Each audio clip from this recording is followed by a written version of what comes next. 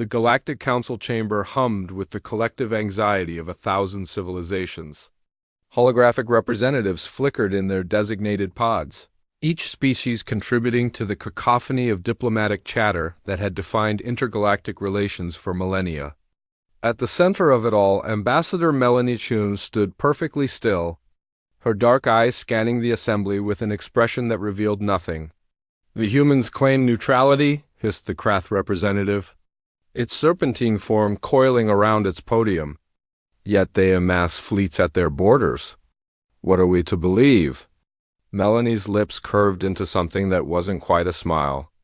"Counselor Shrathak, humanity has maintained peace for 3 generations. Our fleets exist for defense, nothing more." Defense, the word dripped with skepticism from High Chancellor Vorn, a crystalline being whose thoughts resonated through quantum frequencies.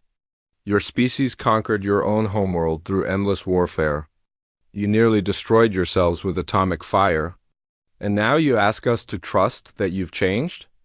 Across the galaxy aboard the human dreadnought Indomitable, Commander Xavier Brooks watched the Council proceedings through a neural link, his jaw clenched. 20 years in the military had taught him patience. But listening to aliens lecture humanity about violence tested even his considerable restraint. "They don't understand," he muttered to his executive officer. "They think we're afraid of war, aren't we, sir?" Lieutenant Ramos asked carefully. Xavier's laugh was hollow. "Afraid? No. Terrified of what we're capable of?" "Absolutely." Back in the council chambers, the debate raged. The Krath had been agitating for months, pushing the boundaries of neutral space, testing human resolve. They were conquerors by nature, having subjugated 17 species in the last century alone. To them, peace was merely the interval between victories. "The Krath Empire demands access to the Terminus Corridor," Srathak declared. "It passes through space you claim but barely occupy?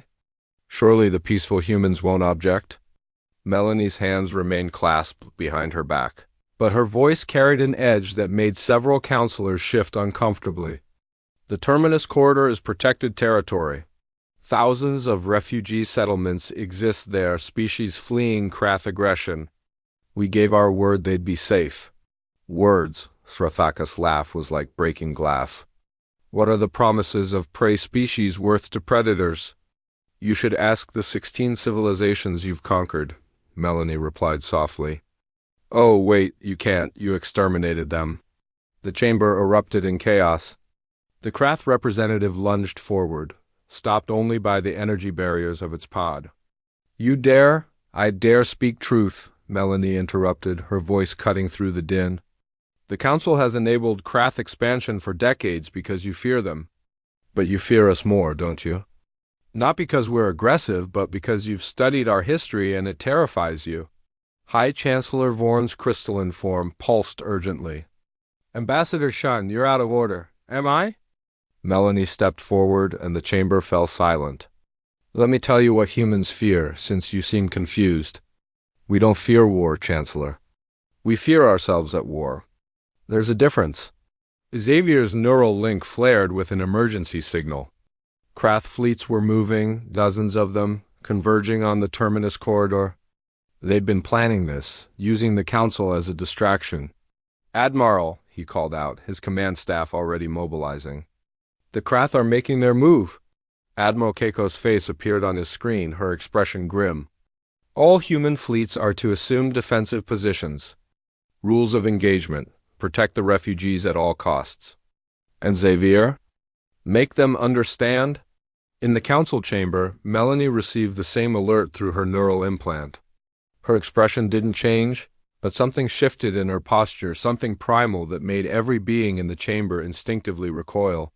"Counselor Srathak," she said quietly, "your fleets are entering the Terminus Corridor as we speak. This is your only warning. Withdraw them, or what?" The Krath representative's confidence was absolute. "You'll break your precious peace? You'll expose yourselves as the monsters you truly are?" Melanie's eyes went cold. "No, we'll do what we've always done when innocents are threatened. We'll remind the universe why humanity's greatest achievement wasn't reaching the stars, it was learning when not to pull the..."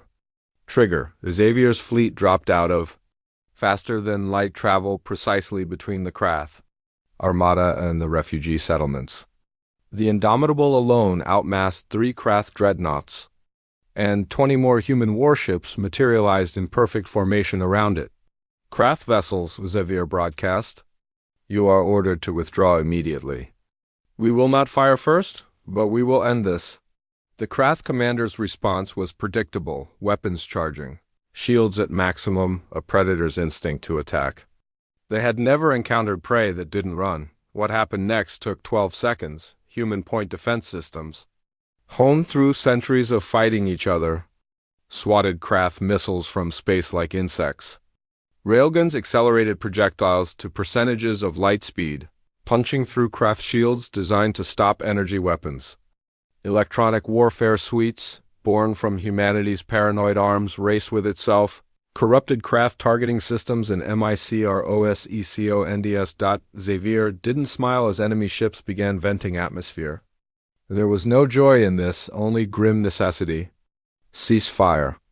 Offer rescue to disabled vessels. In the council chamber, real-time footage played across every screen. The galaxy watched in stunned silence as human vessels, having decimated a fleet 3 times their size, immediately began rescue operations for their attackers. You see, Melanie said into the silence, humans don't fear war. We've been at war with ourselves for thousands of years. We perfected it, refined it, made it in art form. We built weapons that could crack planets, viruses that could end species, and artificial intelligences that could exterminate all biological life. She paused, letting that sink in. What we fear is who we become when we embrace that heritage.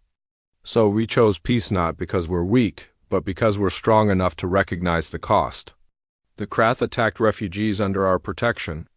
They learned what happens when you force humanity to remember what we're capable of. High Chancellor Vorn's voice trembled. And if the Krath retaliate? If this escalates? Melanie's expression was answer enough, but she spoke anyway. Then the galaxy will learn why the most dangerous words in human history aren't, "We surrender, they're never again." Xavier watched the rescued Krath prisoners being treated aboard his medical bay with the same care as human casualties. A young ensign approached him, confused.